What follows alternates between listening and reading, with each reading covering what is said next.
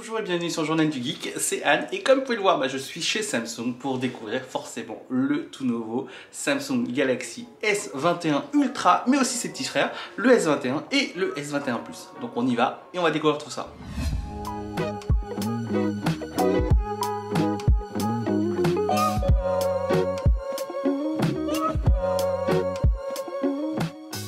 Plus le temps avance et plus les annonces de sortie des nouveaux Samsung Galaxy S sont tôt dans l'année. Les S20 avaient été annoncés mi-février l'année dernière et les nouveaux S21 profitent donc de cette mi-janvier pour être déjà officialisés. Et ce n'est pas tout puisqu'ils seront disponibles à la vente dès la fin de ce mois de janvier 2021. Comme on pouvait s'y attendre, les nouveaux Galaxy S21 se déclinent en 3 modèles, les S21, S21 Plus et S21 Ultra. Le S21 étant le plus petit alors que le S21 Ultra représente le premium du premium avec un écran plus grand et un bloc photo différent. Et en parlant justement des écrans, on retrouve une nouvelle dalle dynamique AMOLED 2X qui est donc 25% plus lumineuse et avec 50% plus de contraste que les dalles dynamiques AMOLED de l'année dernière. Avec plusieurs tailles, les Galaxy S21 et S21 Plus proposent une définition Full HD+, alors que le Galaxy S21 Ultra aura une définition Quad HD+. Les dalles sont bien évidemment certifiées HDR10+, et on retrouve sur tous les modèles un taux de rafraîchissement de 120 Hz. Comme prévu, il est aussi maintenant possible d'avoir un taux de rafraîchissement de 120 Hz avec la définition Quad HD+, du S21 Ultra. Il n'y a pas de bouton physique en façade et on retrouve bien évidemment Android 11 avec une nouvelle surcouche One UI 3.1. En bas de l'écran se trouve donc le capteur d'empreinte ultrasonique de nouvelle génération présenté il y a quelques jours justement lors du CES 2021 par Qualcomm. Il est 2 fois plus rapide et surtout propose une surface de saisie 1,7 fois plus grande que sur les Galaxy S20. Dans ses entrailles, Samsung s'est enfin mis à jour au niveau du SoC et espère rattraper son retard avec le nouvel Exynos 2100 fraîchement officialisé pendant le CES 2021. Les Galaxy S21 en Europe et en Corée ont droit au SoC Exynos 2100 alors que les Galaxy S21 des États-Unis embarqueront un SoC Qualcomm Snapdragon 888. Enfin, on pense que c'est celui-là. L'année dernière, Samsung avait fait l'effort de proposer des S20 et S20 Plus en version 4G. Cette année, tous les S21 seront 5G et il n'y aura pas de version 4G. A noter enfin que le S21 Ultra proposera en plus du Wi-Fi 6E. Côté autonomie, Samsung propose une batterie de 4000 mAh sur le S21, 4800 mAh sur le S21 Plus et enfin 5000 mAh sur le S20 Ultra. On retrouve bien évidemment la recharge rapide 25 watts, la recharge sans fil 20 watts, mais aussi la recharge sans fil inversée et enfin des haut-parleurs stéréo, le support du Dolby Atmos, le tout optimisé par la division audio AKG de Samsung. Même si les S21 ne sont pas des smartphones de gamers, ils ont tout pour concurrencer les smartphones dits gamers justement. Ils sont puissants, rapides et avec de beaux écrans 120 Hz. D'ailleurs, Samsung annonce un partenariat avec Riot Games, ce qui veut dire que les Galaxy S21 seront les premiers smartphones à supporter Wild Rift en 120 fps. Quand on parle des Galaxy S, on pense forcément photo et vidéo. Aussi, sur les S21 et S21 Plus, on retrouve à peu de choses près ce que proposaient déjà les S20 et S20 Plus. On a ainsi le fameux trio composé d'un appareil photo ultra grand angle, un appareil photo standard grand angle et enfin un appareil photo téléphoto. L'année dernière, le S20 Plus se différenciait du S20 avec un capteur TOF qui n'y est pas présent du tout cette année sur le S21 et S21 Plus. Il n'y a donc pas de différence entre le S21 et le S21 Plus.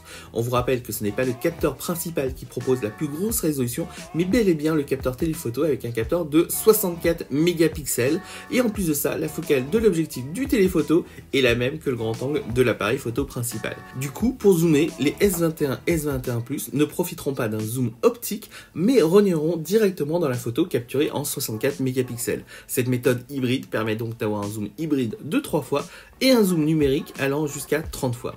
L'année dernière, le bloc photo du S20 Ultra avait fait ses preuves avec un impressionnant capteur principal de 108 mégapixels et la technologie Nona Binding qui permet donc de fusionner 9 pixels en un et de proposer des photos en sortie de 12,4 mégapixels. On le retrouve cette année sur le S21 Plus, mais avec un autofocus à détection de face et aussi complété avec un autofocus laser, ce qui promet de bien meilleures performances, ce qui manquait un peu sur le S20 Ultra l'année dernière. Côté téléphoto, si on avait sur le S20 Ultra un zoom périscopique 4 fois optique, Samsung a revu sa formule et s'est inspiré de ce que proposait Huawei en proposant donc deux téléphotos. Un premier classique avec un zoom optique 3 fois et un second avec un zoom périscopique 10 fois. Du coup, on retrouve le fameux Space Zoom allant jusqu'à 100 fois. Et enfin, on retrouve pour finir un appareil photo frontal avec un capteur de 40 mégapixels et donc la technologie Quad Binding qui permet de fusionner 4 pixels en un, ce qui donne en sortie des selfies de 10 mégapixels. Et le tout est combiné avec One UI 3.1, ce qui donne toutes les nouveautés logicielles que Samsung a introduit depuis quelques années sur ses smartphones haut de gamme, comme une application photo facile d'accès et permettant de zoomer facilement de 0,6 fois à 100 fois. On retrouve une meilleure IA pour la reconnaissance des scènes, une meilleure détection des yeux fermés ou encore un meilleur mode HDR ou live focus, même en conditions de faible luminosité. Sur le S21 Ultra, Samsung a aussi travaillé sur les photos de nuit et il sera même possible de prendre des RAW en 12 bits. Si on retrouve la possibilité de filmer en 8K à 24 fps, on notera surtout la possibilité d'enregistrer en 4K à 60 sur tous les S21 et même depuis n'importe quel appareil photo sur le S21 Ultra. On pourra même basculer entre les différentes focales tout en enregistrant. Pratique. Parce que la vidéo est devenue le critère différenciant, Samsung s'est aussi appliqué à proposer une meilleure stabilisation vidéo. On notera par exemple un nouveau mode Director's View qui permet d'incruster une vidéo prise avec la caméra avant dans une vidéo prise avec le bloc photo classique. L'année dernière, Samsung proposait un tout nouveau mode Single Shot qui permettait en un seul clic de prendre pas moins de 5 styles de photos et 4 styles de vidéos, ce qui permettait d'avoir différents types de contenus sur un instant présent et facilement partageables sur les réseaux sociaux. Cette année, on passe au Single Shot 2.0 qui, justement, avec une intelligence artificielle plus puissante et améliorée, propose de bien meilleurs contenus pour les réseaux sociaux. Enfin, là, c'est ce que dit Samsung. Et pour finir, donc la grosse nouveauté, c'était une exclusivité de la gamme Galaxy Note. Le S Pen fait son entrée sur la gamme Galaxy S. Alors attention, Samsung dit quand même que cela ne signifie pas la suppression de la gamme Galaxy Note, c'est juste une option supplémentaire. D'ailleurs, il n'y a pas d'emplacement pour ranger le S Pen qui est en option et la seule façon de ranger son S Pen sera via les étuis dédiés.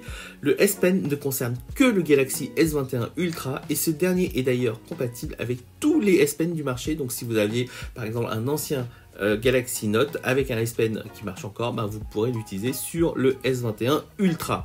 Si on retrouve toutes les caractéristiques techniques du S Pen présent sur le Galaxy Note 20, le S Pen du Galaxy S21 Ultra n'est pas Bluetooth et ne propose pas donc les fonctions de télécommande comme pour par exemple prendre des photos, passer les slides dans des présentations, etc. etc. L'avantage tout de même, c'est qu'il fonctionne sans énergie et donc est tout le temps disponible, ce qui n'est pas le cas de pas mal de stylets sur le marché. Les nouveaux Samsung Galaxy S21 seront disponibles officiellement le 29 janvier prochain et donc pour un prix à partir de 859 € pour le S21, 1059 € pour le S21 Plus et 1259 € pour le S21 Ultra. Le S Pen est en option à 39 €. Voilà, donc c'était un petit tour d'horizon des nouveaux Samsung Galaxy S21. Donc si vous avez des questions, n'hésitez pas, c'est quelque part en bas, vous les posez et nous on essaiera d'y répondre au mieux. Sinon, likez la vidéo et n'hésitez surtout pas à vous abonner, comme ça vous serez alerté des prochaines vidéos. Et moi, je vous dis à très vite pour une prochaine vidéo. Ciao!